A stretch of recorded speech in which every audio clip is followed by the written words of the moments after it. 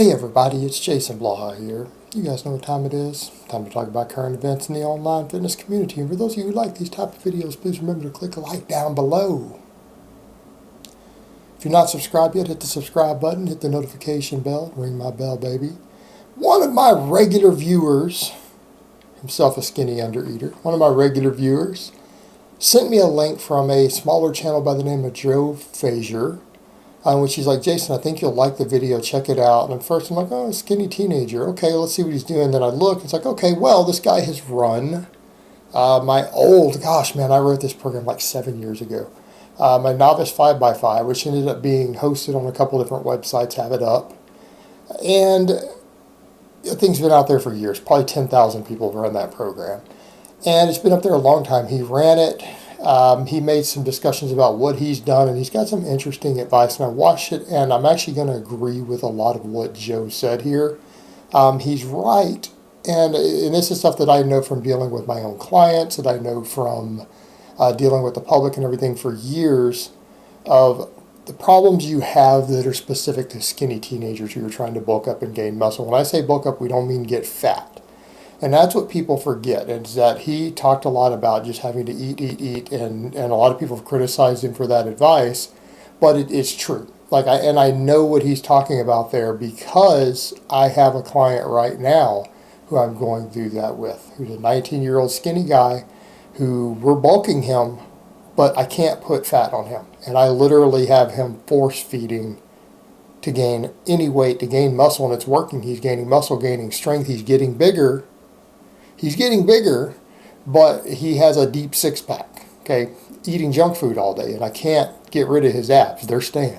And so the interesting thing that we have to look at is the balance between workload and food. And Joe had mentioned that you have the problem of, as a skinny undereater, of being on the right training programming. All right, that's hard enough to find, because I'm going to go over and point out that usually your skinny teenagers are undertraining. And he kind of pointed out, we take programs like my old novice 5x5, the old school 5x5 one I have up, which is what he ran and he recommends. And a lot of people say, that's a lot of workload, Jason. Why would you have a skinny undereater do that? They're going to struggle to eat enough. And it's like, well, they actually require the extra workload. They require more big, heavy work. They have to have the extra structural lifts because the skinny undereater doesn't have enough muscle through their trunk, through their core, through their back. And if you don't stimulate those things, they won't build the foundation that they need to grow off of. So usually what ends up happening is that the skinny undereater goes on a bro split. And he pointed out a bro split where you have a chest day, a leg day, a back day. When you do that, your back and your legs and your core and these things are just not going to get enough work, and you're going to struggle to put on any size because you're going to end up just doing a chest and arm day, which for the genetically gifted guys who are on gear works just fine. They can get big that way. The skinny teenager is not going to grow that way because those are smaller muscles. You're not getting a large enough response through the body, and because they have no foundation built anywhere else. Right, they have no foundation built anywhere else. They have no structure to build off of because they're skinny, they're underweight. There's nothing there to work with, and so they try to work these little small muscles, and then what happens? They don't really stimulate much real growth. They don't stimulate growth, and then nothing is growing at an appropriate rate. And he pointed out that, again, he recommends, it's basically what I recommend, either do upper lower splits or full body 3 day a week. I genuinely believe that novices, like your first year in the gym, if you're not being coached, you should be doing full body 3 days a week. I coach all my clients on a 4-day upper lower. I run 4-day upper lower. That is what I run myself. That's what I coach my clients on. I would say once you're a intermediate lifter, that's perfectly fine. If you're coaching athletes, that's perfectly fine. People should probably build a base on full body 3 day a week. It's the way to go, and that program is one of those, and that is what he utilized himself, and he's made a pretty good transformation. He's put on a very significant amount of muscle, but what's interesting is that he's still kind of the skinny teenager, and that he's still lean. He's still got abs. I mean, he's bulked up, but he's not gained any significant amount of body fat. And that's kind of the interesting point we have to come over to with the skinny undereater. I always get the skinny undereater who is like, well, I eat a ton of food. And then I look at what they eat and I'm like, do you understand that I would lose 5 pounds a week eating what you eat? And they're like, what? Okay. I would lose 5 pounds of body weight a week on your ton of food. Right? You guys don't eat. You don't eat. The skinny undereater usually thinks their metabolism is higher than it is, and you go check their food, they're eating 2,200 calories or 2,500. I have female clients who eat 2,500. I have a female client right now who's on 2,500 calories, and she's not bulking. Okay? Perspective, guys. So, the whole point we come over to with that is that they don't eat enough. And the problem we run into, and this is what we also see all the time too, if you take a skinny undereater and they're under training and you just put food in them, what happens? Then they gain fat. They gain fat.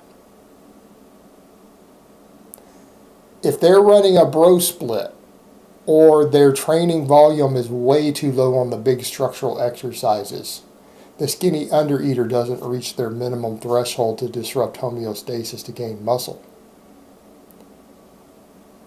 They increase their calories and they gain mostly fat. And then you end up with a skinny fat guy who still has no muscle mass. They have a little bit, but it's minimal. And I get this a lot with clients too. This is, again, the same thing I run into is that clients who undertrained who tried to bulk, what happens? You get 25% body fat. And they're still not happy with their size and their strength. They're like, well, I can't bulk anymore. I'm getting fat, and I'm still not that big or strong yet. I'm still a long way to go. It's like, yeah, exactly.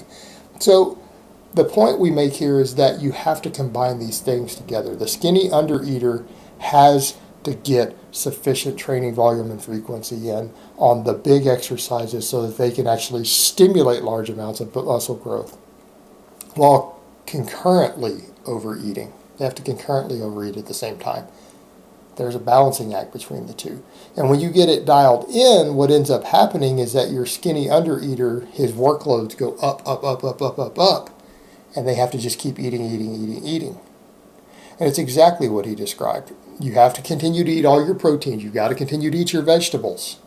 But they have to just fill the calories in with whatever. And I'll tell you guys now, my skinny undereating teen I have right now, he's on 4,000 plus calories a day.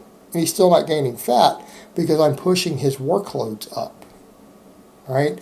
Right now he's on a 4-day program, so it's an upper lower. I'm pushing his workloads up all the time.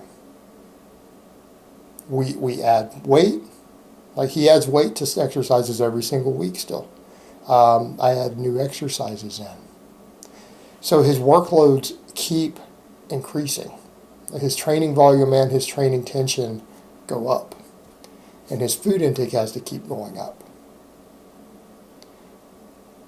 That's the balancing act, because if you don't find a way to increase their total workload, they don't break through that threshold they need to gain muscle.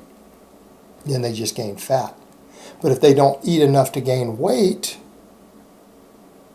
they don't gain muscle from the training stimulus. So there's always a balancing act with the skinny teenager, but he is right. At a certain threshold, they have to just force food down. And for anyone else, we wouldn't say this. Like normally we would say if you're having to force feed, it's a problem, and I agree. You take someone like me, if I force feed, I can gain 30 pounds in a month, and it's going to be all fat. Like I have no problem doing that. But for me, my maintenance calories are in the 3,500 to 4,000 range. That's what I need. I weigh 218, about to turn 43 years old. I weigh 218. That's what I need. 3,500 to 4,000 calories. That's my range of maintenance, and that's where I stay. That's why I maintain. I don't gain or lose. I know what I have to burn, but I could force feed myself, and for a lot of people, we would say, oh, the force feeding's bad. And it's right, and he had mentioned that he's got criticism for that. Right? He got criticized for that. Well, if we were dealing with anyone but the skinny teenager, that's true. And if we were dealing with the skinny teenager who's undertraining, and undertraining means if you're on a bro split, you are almost certainly undertraining. Because there is no way you can only come in and train your legs and your back once a week and get enough workload, right? It just can't be done. It's not going to. You are undertraining. You're undertraining in terms of your total training loads for the week and your muscle protein synthesis uptime. So if that's what you're doing, then yeah, you're just gonna get fat. But if you're training correctly, your energy turnover is going to start going up dramatically. And when you're already an undereater, that's a problem. So for them, there is that pattern of having to progressively eat. The skinny undereater is the kid who sometimes has got to do the gallon of milk a day. They're the ones who have to eat the candy, the ones who have to eat the pizza and the hamburgers. All right. Otherwise, they're just simply not going to get enough calories in. But would we recommend that for anyone else? No. And here's the thing. If you're the undereater and you're doing that and you're gaining significant amounts of body fat, you're gaining too much body fat doing it, your training probably sucks. Right? Your training sucks. These two things have to go hand in hand. They have to go hand in hand. You take either one out and you either gain no muscle or you just get fat. They both have to be dialed in perfectly. And I think he did a good job of doing that. He's displayed it himself.